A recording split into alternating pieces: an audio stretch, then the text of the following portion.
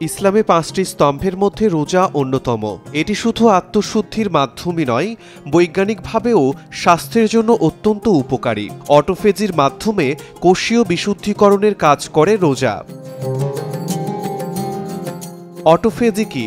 Autophagy হল কোষের একটি স্বাভাবিক প্রক্রিয়া, যেখানে পুরনো বা ক্ষতিগ্রস্ত কোষীয় উপাদানগুলো পুনর্ব্যবহারের মাধ্যমে কোষ নিজেকে পুনর্গঠিত করে। এই প্রক্রিয়াটি ২০১৬ সালে জাপানি বিজ্ঞানী ইউশিনোরি ওসুমির গবেষণার মাধ্যমে বিশেষভাবে আলোচনায় আসে, যার জন্য তিনি নোবেল পুরস্কার লাভ করেন। রোজা ও অটোফেজির সম্পর্ক। রোজা রাখার সময় শরীরে খাবারের সরবরাহ কমে গেলে কোষ অটোফেজি প্রক্রিয়া সক্রিয় করে। এতে পুরনো, ক্ষতিগ্রস্ত ও অপ্রয়োজনীয় প্রোটিন এবং কোষীয় আবর্জনা ভেঙে গ্লুকোজ ও শক্তিতে রূপান্তরিত হয়। ১২ থেকে ১৬ ঘন্টা না খেলে শরীরে ইনসুলিনের মাত্রা কমে যায় এবং কোষ নিজেই নিজের অপ্রয়োজনীয় অংশ হজম করতে শুরু করে, যার ফলে মানবদেহের প্রভৃতি উন্নতি সাধিত হয়।